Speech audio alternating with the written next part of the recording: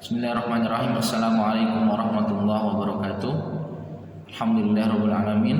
Shalatu wassalamu ala asyrafil anbiya'i wal mursalin wa ala alihi wa sahbihi ajmain, amma ba'd. Segala puji bagi Allah.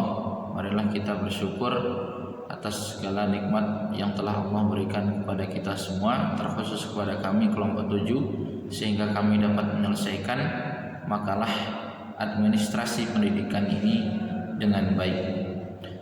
Kemudian salawat beriring salam tetap kita haturkan kepada baginda Nabi Muhammad SAW. Baiklah, kami dari kelompok 7 dengan beranggotakan Fathul Helmi, Aji Kurniaku, dan Nuraini Wahidah. Dengan saya sendiri, Fathul Helmi, akan mempresentasikan makalah yang telah kami buat dengan judul Administrasi Evaluasi dan Penilaian dalam Pendidikan. Sebelumnya kami berterima kasih kepada Ibu Zuliana SPDI MPD selaku dosen pengampu dalam mata kuliah Administrasi Pendidikan. Baiklah, kita langsung masuk saja ke pembahasan yang pertama, yaitu pengertian administrasi evaluasi. Istilah evaluasi berasal dari bahasa Inggris, yaitu evaluation. Menurut Edwin Won dan Gerald Wayburn, evaluasi adalah suatu tindakan atau suatu proses untuk menentukan nilai daripada sesuatu.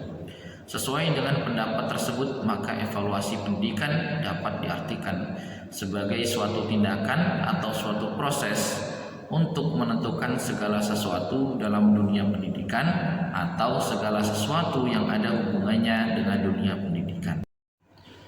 Kemudian yang kedua, yaitu tujuan dan fungsi evaluasi. Sebagaimana kita ketahui, evaluasi banyak digunakan dalam berbagai bidang kegiatan, antara lain dalam kegiatan bimbingan dan penyuluhan, kegiatan supervisi, kegiatan seleksi, dan kegiatan pengajaran. Adapun tujuan evaluasi antara lain yaitu: 1. Untuk mengumpulkan atau memperoleh data tentang hasil-hasil yang telah dicapai pada akhir suatu periode pelaksanaan program. Kemudian yang kedua, untuk mengetahui kesulitan atau hambatan yang dialami dalam pelaksanaan program. Yang ketiga, untuk memperoleh dasar bagi pembuatan atau pengambilan keputusan dalam penyusunan langkah-langkah atau kebijakan yang akan ditempuh dalam periode berikutnya. Kemudian yang keempat, untuk menghindari gangguan atau hambatan serta menjamin efektivitas dan efisiensi kerja pada periode berikutnya. Adapun fungsi dari evaluasi program yaitu: yang pertama, bagi pelaksana program berguna untuk dasar penyusunan laporan sebagai kelengkapan pertanggungjawaban tugas. Kemudian yang kedua, bagi lembaga atau badan yang membawahi pelaksana program mempunyai data yang akurat sebagai bahan pengambilan keputusan, khususnya untuk kepentingan supervise. Yang ketiga, bagi evaluator luar dapat bertindak dengan objektif karena berpijak pada data yang dikumpulkan dengan cara-cara sesuai dengan aturan tertentu. Kemudian yang ketiga, ada ruang lingkup evaluasi. Ruang lingkup evaluasi ini akan menghubungkan apa dan berapa lama evaluasi akan dilaksanakan, meliputi elemen-elemen yang bersangkut paut dengan pelaksanaan pendidikan, yaitu kurikulum, strategi dan metode pembelajaran, alat-alat atau media, siswa, dan guru. Maka kegiatan evaluasi ini memerlukan informasi mengenai: 1. Tujuan diadakannya program, strategi dan perencanaan, proses dan pelaksanaan, kemudian hasil dan dampak.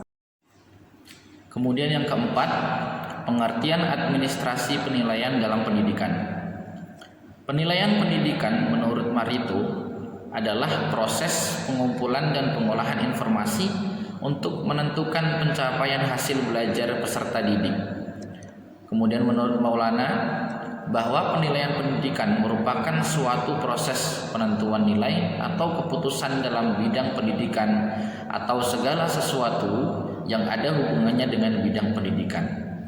Penentuan-penentuan itu didahului dengan kegiatan pengumpulan data atau informasi sehingga seorang pemimpin dapat menyusun sesuatu kebijakan terhadap suatu program yang sedang dikembangkan atau yang sedang dilaksanakan.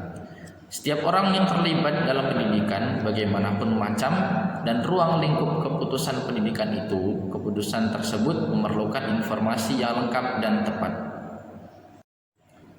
Kemudian, konsep dasar penilaian pendidikan. Kita sudah paham bahwa dalam proses pendidikan di sekolah selalu melibatkan unsur penilaian. Namun, keberadaan unsur ini tidak senantiasa dapat memberikan fungsi yang bersifat komprehensif bagi sekolah, terutama yang menyangkut perbaikan dan pengembangannya. Banyak faktor yang berpengaruh berkenan dengan fungsi penilaian dalam peningkatan program sekolah. Salah satunya adalah makna yang ditafsirkan dari konsep penilaian itu sendiri. Ada tujuan dan sasaran penilaian pendidikan. Kegiatan penilaian pendidikan mempunyai tujuan sebagai berikut. Yang pertama, untuk memperoleh dasar bagi pertimbangan pada akhir suatu periode kerja.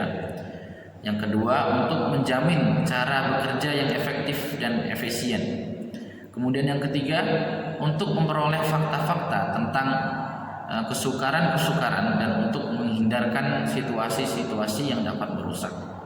Kemudian yang keempat, untuk memajukan kesanggupan para guru dan orang tua murid dalam mengembangkan organisasi sekolah.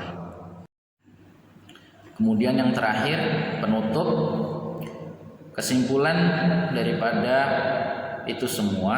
Yang pertama, evaluasi adalah suatu tindakan atau suatu proses untuk menentukan nilai daripada sesuatu.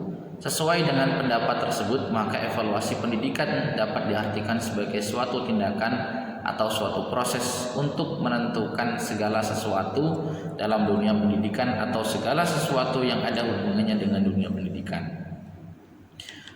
Kemudian yang kedua, penilaian pendidikan sebagai proses pengumpulan dan pengolahan informasi untuk mengukur pencapaian hasil belajar peserta didik, mencakup penilaian otentik, penilaian diri, penilaian berbasis portofolio, ulangan harian, ulangan tengah semester, ulangan akhir semester, ujian tingkat kompetensi, ujian mutu tingkat kompetensi, ujian nasional, dan ujian sekolah atau madrasah.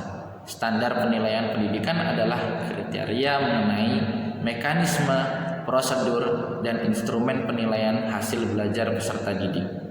Kemudian yang ketiga, penilaian hasil belajar oleh pendidik yang dilakukan secara kesinambungan bertujuan untuk memantau proses dan kemajuan belajar peserta didik serta untuk meningkatkan efektivitas pembelajaran. Baik, itu saja yang dapat kami sampaikan dari kelompok 7. Kurang dan lebihnya kami mohon maaf. Terima kasih. Assalamualaikum warahmatullahi wabarakatuh.